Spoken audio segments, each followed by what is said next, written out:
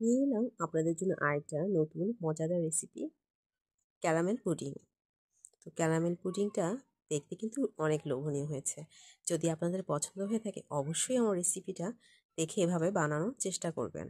তাহলে দেখবেন একবার নয় কয়েকবার বানিয়ে খেতে ইচ্ছে করবে এবং অন্যকে খাওয়াতেও ইচ্ছে করবে ইনশাআল্লাহ।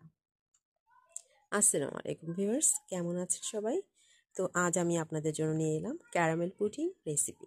তো রেসিপিটা বানানো শুরু করে দিচ্ছি। প্রথমে আমি এখানে 5টা ডিম নিয়েছি এবং এগুলো ভেঙে একটা জগের মধ্যে নিয়ে নিচ্ছি, আর সাথে অ্যাড করেছি মেজারমেন্ট কাপের 1 কাপ চিনি।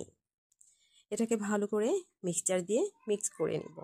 তো এখানে আমি কোনো মেশিন ইউজ করিনি, হ্যান্ড মিক্সচার ইউজ করেছি। আপনাদের ইচ্ছা হলে মেশিনটা ইউজ করতে পারেন, কারেন্টের যে মিক্সচার থাকে সেটাও ইউজ করতে পারেন অথবা ব্লেন্ডারে করে নিতে পারেন। তো আর এখানে আমি 1 মগ তরল দুধ নিয়েছি, জাল দিয়ে নিয়েছিলাম। তো 1 মগ দুধের অর্ধেকটা আমি জগের মধ্যে ঢেলে দিয়েছি, বাকি অর্ধেকটার সাথে 1 কাপ গুঁড়া দুধ মিক্স করে নিচ্ছে। অবশ্যই এই জিনিসগুলো খেয়াল রাখতে হবে।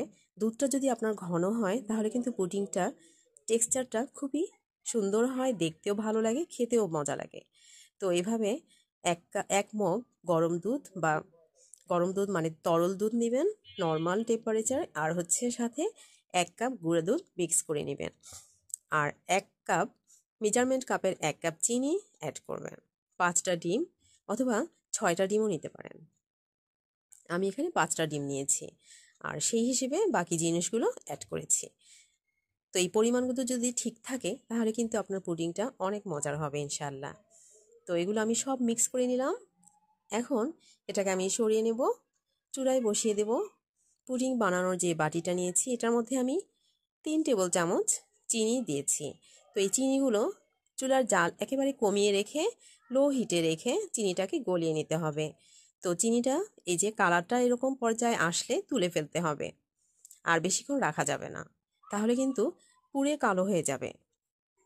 আর এখন এখানে আমি ভ্যানিলা এসেন্স দিচ্ছি হাফ চা চামচ, খুবই কম, জাস্ট এটা ডিমের যে কাঁচা গন্ধ সেটা থাকবে না, এসেন্সের একটা গন্ধ আসবে, ভালো লাগবে খেতে। না দিলেও চলে, যদি কারো ডিমের গন্ধতে কোনো সমস্যা থাকে তাহলে দিতে পারেন, আর যদি কোনো সমস্যা না হয় তাহলে ভ্যানিলা এসেন্সটা স্কিপ করতে পারেন। তো ক্যারামেলটা ঠান্ডা হওয়ার পরে অবশ্যই ছাঁকনির মধ্যে পুডিংয়ের জন্য যে ডিম আর দুধ মিক্স করেছি সেটা ঢেলে দিতে হবে, তাহলে পুডিংয়ের ভিতরে কোনো ফুটা ফুটা টেক্সচার আসবে না। অবশ্যই ছাঁকনিতে ছাঁকতে হবে, তাহলে ওই বাবলগুলো আর পুডিংয়ের ভিতর